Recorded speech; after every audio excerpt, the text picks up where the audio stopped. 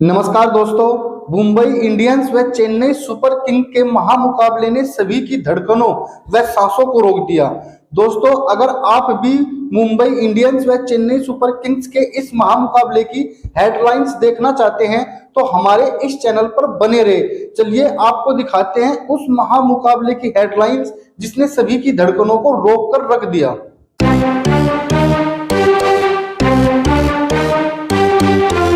नमस्कार दोस्तों, अगर आपको चेन्नई सुपर किंग्स और मुंबई इंडियंस के बीच खेला गया आईपीएल 2025 का तीसरा और सांसें रोक देने वाला सबसे रोमांचक महामुकाबला पसंद आया हो तो इस वीडियो को आप एक लाइक जरूर करें।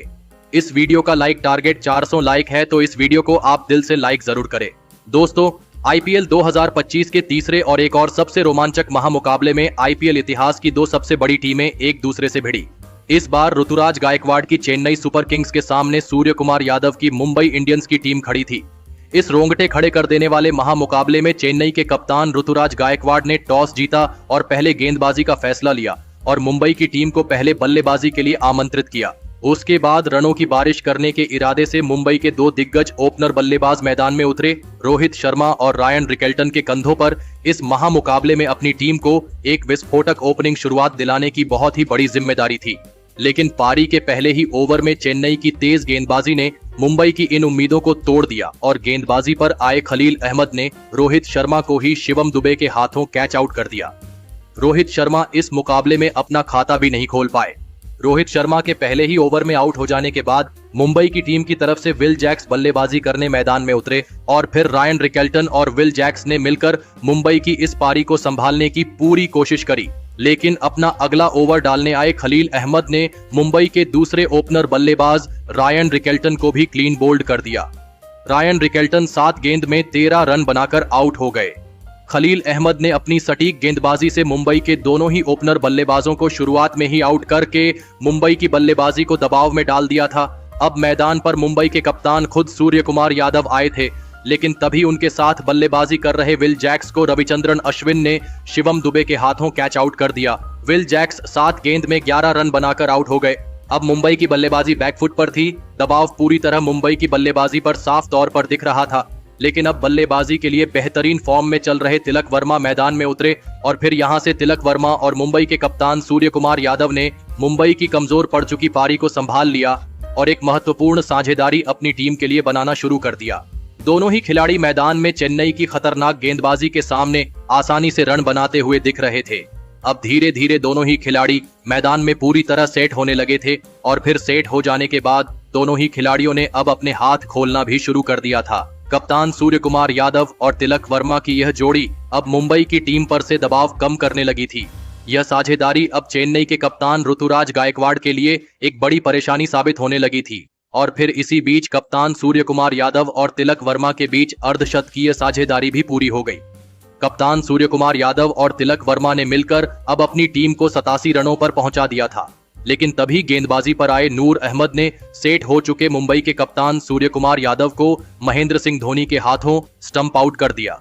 कप्तान सूर्य कुमार यादव 26 गेंद में 29 रन बनाकर आउट हो गए। नूर अहमद ने एक महत्वपूर्ण मौके पर चेन्नई के लिए मुंबई की इस बड़ी साझेदारी को तोड़ दिया था। अब फिर एक बार मुंबई की टीम दबाव में थी। अब मैदान पर रॉबिन मिंज उतरे थे, लेकिन चेन्नई की गेंदबाजी के सामने रॉबिन मिंज भी ज्यादा देर तक नहीं टिक पाए और फिर एक बार गेंदबाजी पर आए नूर अहमद ने रॉबिन मिंज को रविंद्र जडेजा के हाथों कैच आउट कर दिया। रॉबिन मिंज 9 गेंद में बस 3 ही रन बना पाए। अब मुंबई की टीम ने अपनी आधी बल्लेबाजी को खो दिया था। दबाव पूरी तरह मुंबई की बल्लेबाजी पर था। अब मैदान पर नमन धीर आए थे, लेकिन तभी उनके साथ बल्लेबाजी कर रहे और सेट हो चुके तिलक वर्मा को भी नूर अहमद ने एलबीडब्ल्यू आउट कर दिया। तिलक वर्मा 25 गेंद में 31 रनों की पारी खेलकर आउट हो गए। अब मुंबई की टीम बहुत ही बड़ी मुसीबत में थी। चेन्नई की गेंदबाजी ने इस मुकाबले में लाजवाब प्रदर्शन करके दिखाया था। अब मैदान पर मिचेल सेंटनर आए थे और फिर नमन धीर और मिचेल सेंटनर ने मिलकर मुंबई की टीम के लिए एक महत्वपूर्ण साझेदारी बनाई और चेन्नई की गेंदबाजी पर रन बनाए। लेकिन तभी फिर एक बार गेंदबाजी पर बुलाए गए नूर अहमद ने सेट हो चुके नमन धीर को क्लीन बोल्ड कर दिया। नमन धीर इस मुकाबले में 12 गेंद में 17 रन बनाकर आउट हो गए। चेन्नई की गेंदबाजी मुंबई के किसी भी बल्लेबाज को ज्यादा देर तक मैदान में टिकने ही नहीं दे रही थी। अब बल्लेबाजी के लिए दीपक चहर मैदान में उतरे, लेकिन उनके साथ बल्लेबाजी कर रहे मिचेल सेंटनर को इसी बीच नेथन एलिस ने एलबीडब्ल्यू आउट कर दिया। मिचेल सेंटनर 13 गेंद में 11 रन बनाकर आउट हो गए। अब मुंबई के पास बस 2 ही विकेट बचे थे। बल्लेबाजी के लिए ट्रेंट बोल्ट मैदान में उतरे थे, लेकिन दूसरे छोर पर बल्लेबाजी कर रहे दीपक चहर मुंबई की टीम के लिए एक महत्वपूर्ण पारी खेल रहे थे और चेन्नई की गेंदबाजी पर लगातार बड़े शॉट खेल रहे थे। लेकिन तभी पारी के 19वें ओवर में ट्रेंट बोल्ट को भी खलील अहमद ने ऋतुराज गायकवाड़ के हाथों कैच आउट कर दिया। ट्रेंट बोल्ट 2 गेंद में बस 1 ही रन बना पाए। अब मुंबई के अंतिम विकेट के रूप में सत्यनारायण राजू बल्लेबाजी करने आए थे, लेकिन आखिर के ओवर में भी दीपक चहर ने गजब की बल्लेबाजी करी और दीपक चहर की इसी शानदार बल्लेबाजी के बदौलत मुंबई की टीम ने 155 रनों का एक बड़ा लक्ष्य चेन्नई की टीम के आगे रखा। उसके बाद मुंबई से मिले 156 रनों के एक विशाल लक्ष्य का पीछा करने चेन्नई के 2 दिग्गज ओपनर बल्लेबाज मैदान में उतरे। रचिन रविंद्र और राहुल त्रिपाठी के कंधों पर इस महामुकाबले में अपनी टीम को एक शानदार ओपनिंग शुरुआत दिलाने की बहुत ही बड़ी जिम्मेदारी थी। लेकिन पारी के दूसरे ही ओवर में गेंदबाजी पर आए दीपक चहर ने राहुल त्रिपाठी को रायन रिकेल्टन के हाथों कैच आउट कर दिया। राहुल त्रिपाठी 3 गेंद में बस 2 ही रन बना पाए। राहुल त्रिपाठी के जल्दी आउट हो जाने के बाद अब चेन्नई की टीम की तरफ से उनके कप्तान खुद ऋतुराज गायकवाड़ मैदान में उतरे और फिर यहां से सेट हो चुके रचिन रविंद्र के साथ मिलकर कप्तान ऋतुराज गायकवाड़ ने चेन्नई की पारी को संभाल लिया और एक महत्वपूर्ण साझेदारी बनाना शुरू कर दिया। चेन्नई के कप्तान ऋतुराज गायकवाड़ इस मुकाबले में लाजवाब फॉर्म में नजर आ रहे थे। बल्लेबाजी के लिए आते ही ऋतुराज गायकवाड़ ने ट्रेंट बोल्ट को 2 शानदार चौके लगाकर अपना खाता खोला था, तो वही उनके साथ बल्लेबाजी कर रहे रचिन रविंद्र भी गजब की बल्लेबाजी कर रहे थे। दोनों के बीच अब एक महत्वपूर्ण साझेदारी बननी शुरू हो चुकी थी, जिसने मुंबई के कप्तान सूर्य कुमार यादव की परेशानियों को बहुत ही ज्यादा बढ़ा दिया था। यह साझेदारी लगातार मुंबई के खिलाफ रन बनाने से नहीं चुक रही थी और फिर इसी बीच देखते ही देखते दोनों की अर्धशतकीय साझेदारी भी पूरी हो गई। दोनों ही खिलाड़ी अब मुंबई के हाथ से यह मुकाबला छीनते दिख रहे थे।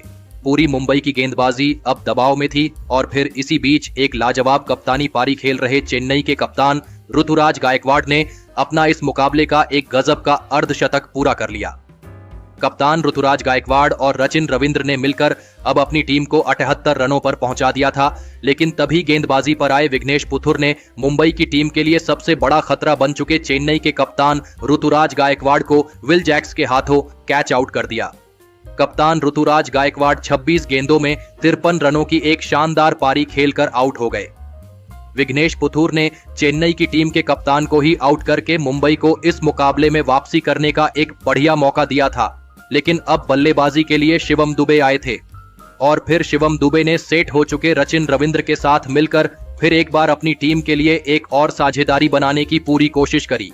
लेकिन फिर एक बार अपना अगला ही ओवर डालने आए विघ्नेश पुथुर ने नए बल्लेबाज शिवम दुबे को भी तिलक वर्मा के हाथों कैच आउट कर दिया। शिवम दुबे 7 गेंद में बस 9 रन बनाकर आउट हो गए। विघ्नेश पुथुर ने 2 बहुत ही बड़ी विकेट मुंबई की टीम को एक के बाद एक दिलाई थी। अब कहीं ना कहीं मुंबई की गेंदबाजी इस मुकाबले में वापसी करने लगी थी। अब मैदान पर दीपक हुड्डा आए थे, लेकिन दीपक हुड्डा भी विघ्नेश पुथुर की गेंदबाजी के सामने नहीं टिक पाए और विघ्नेश पुथुर ने पारी के 12वें ओवर में दीपक हुड्डा को भी सत्यनारायण राजू के हाथों कैच आउट कर दिया। दीपक हुड्डा 5 गेंद में बस 3 रन बनाकर आउट हो गए। अब मुंबई की गेंदबाजी ने इस मुकाबले में वापसी कर ली थी। नौजवान विघ्नेश पुथुर की गजब की गेंदबाजी देखकर खुद रोहित शर्मा तक हैरान थे। अब बल्लेबाजी के लिए सैम करन मैदान में उतरे थे, लेकिन नए बल्लेबाज सैम करन को भी विल जैक्स ने आते ही क्लीन बोल्ड कर दिया। सैम करन 9 गेंद में बस 4 रन बना पाए। अब चेन्नई की टीम ने अपनी आधी बल्लेबाजी को खो दिया था। अब चेन्नई की टीम भी दबाव में थी। अब मैदान पर रविंद्र जडेजा आए थे, लेकिन अब मुंबई की टीम ने इस लगभग हारे हुए मुकाबले में भी वापसी करके दिखाई थी।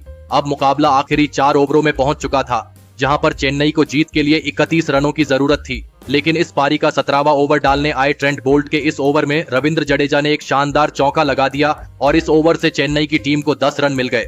अब आखिरी 3 ओवरों में चेन्नई की टीम को जीत के लिए 21 रनों की जरूरत थी। अब इस पारी का 18वां ओवर विघ्नेश पुथुर डालने आए, लेकिन विघ्नेश पुथुर के इस ओवर में रचिन रविंद्र ने गजब की बल्लेबाजी करते हुए इस ओवर में 2 शानदार छक्के लगा दिए और इस ओवर में चेन्नई की टीम को 15 रन मिल गए। तो वही इस ओवर में रचिन रविंद्र ने अपना इस मुकाबले का एक धमाकेदार अर्धशतक भी पूरा कर लिया।